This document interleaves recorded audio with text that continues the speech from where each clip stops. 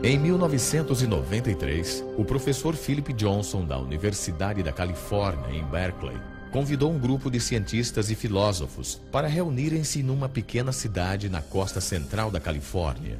Eles vieram de grandes centros acadêmicos, inclusive Cambridge, Munique e a Universidade de Chicago, a fim de questionar uma ideia que tem dominado a ciência por 150 anos. A reunião em Pajaro Dunes representou um ponto decisivo para muitos de nós. Todos nós tínhamos perguntas sobre a teoria da evolução, mas quando nós nos reunimos, cada um trouxe algo de sua própria área e de repente tivemos um vislumbre de um novo modo de olhar para a vida.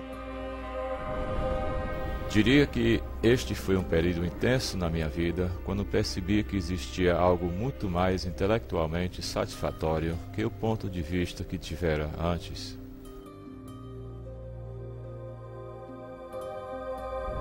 Recordando agora, acho que aquele encontro me deu a motivação para realmente examinar as evidências e ver para onde elas apontam.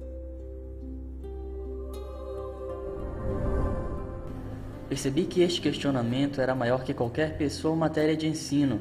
Era o início de uma comunidade de cientistas que estavam agora dispostos a enfrentar o mistério fundamental da origem da vida.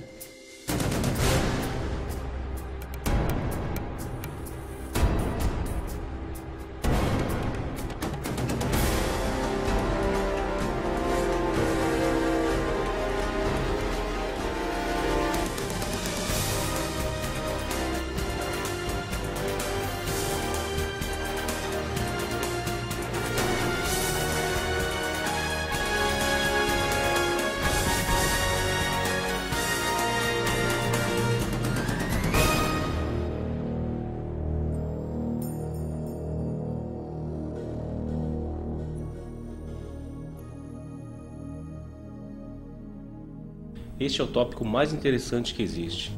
De onde viemos? Como chegamos aqui? O que nos trouxe à existência? Onde nos encaixamos em relação à realidade como um todo? Considerando a diversidade e complexidade incrível da vida, inevitavelmente surge a pergunta: o que trouxe tudo isso à existência? Foi simplesmente o acaso e necessidade? Ou há algo mais acontecendo? Existe um propósito, um plano, um projeto devido a uma causa inteligente? Penso que esta seja a pergunta fundamental.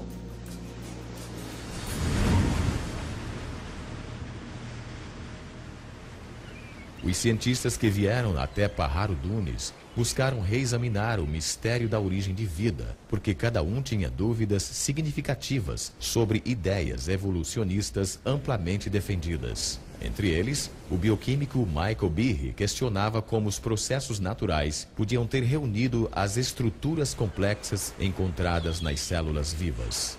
Dean Kenyon era um biólogo evolucionista que não pensa mais que somente a química pode ser responsável pela origem da vida na Terra. Stephen Meyer, Paul Nelson e William Dembski buscavam uma nova abordagem que pudesse explicar a origem das informações genéticas codificadas em organismos vivos. Esses cientistas e filósofos começaram a formular uma alternativa para a teoria central de biologia moderna, uma teoria nascida na mente de um naturalista britânico chamado Charles Darwin.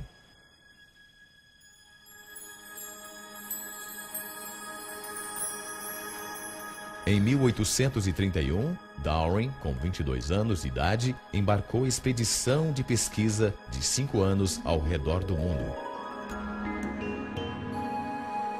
Ele partiu da Inglaterra viajando no navio HMS Beagle, passando pelo ponto mais ao sul da América do Sul, e daí para o norte na direção de uma cadeia de ilhas vulcânicas do Oceano Pacífico chamada Galápagos.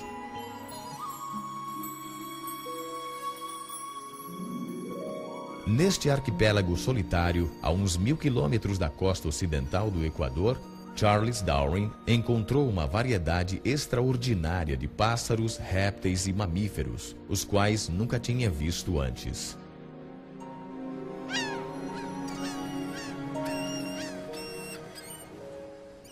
Durante mais de um mês, Darwin estudou a vida vegetal e animal, fez anotações extensivas e colecionou amostras.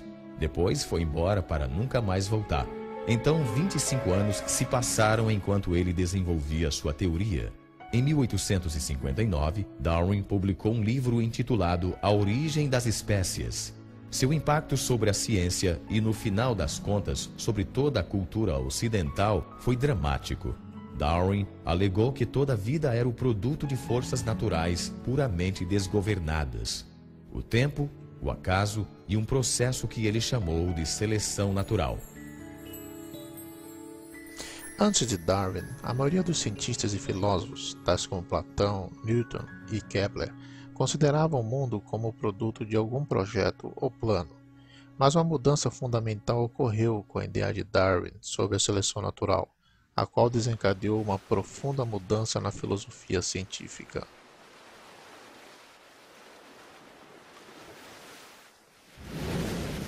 Darwin não foi o primeiro a propor a teoria da evolução. Porém, ele foi o primeiro que ofereceu um mecanismo natural plausível para a mudança biológica através de longos períodos de tempo. Para entender como a seleção natural funciona, considere as populações de tentilhões que Darwin encontrou nas Ilhas Galápagos. Há 3 espécies de tentilhões que habitam as Ilhas Galápagos. Elas variam sutilmente em termos de tamanho e forma de bico. Darwin voltou à Inglaterra com 9 espécies diferentes destes pássaros.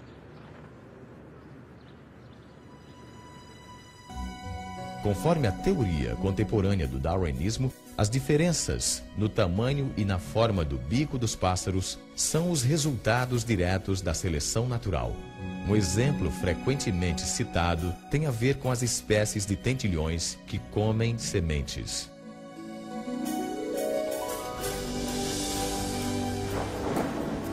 Nos anos de fortes chuvas, há abundância de sementes pequenas e macias. Os pássaros com bicos curtos facilmente encontram comida.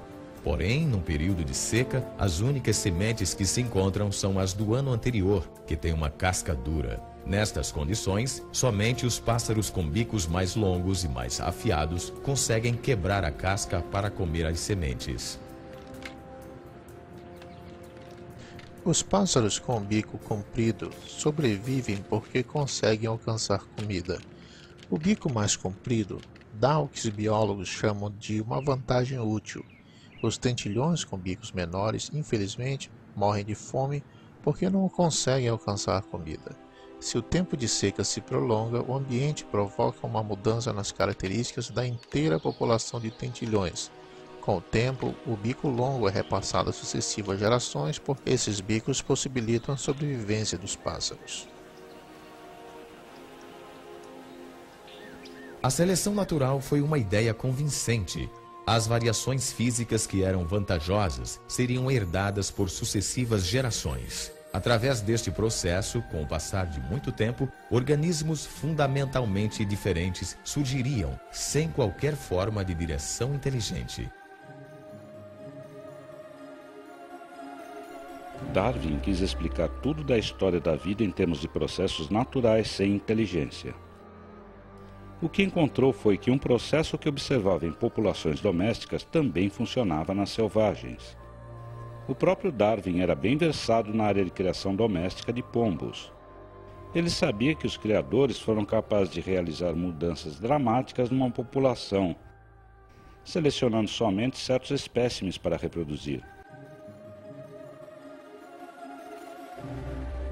Por isso, sugeriu que o mesmo processo seria válido na vida selvagem. Para Charles Darwin, a seleção natural explicava o aparecimento do projeto sem um projetista. Não havia mais necessidade de invocar uma causa inteligente para a complexidade da vida. A seleção natural tornou-se um tipo de substituto para o projetista.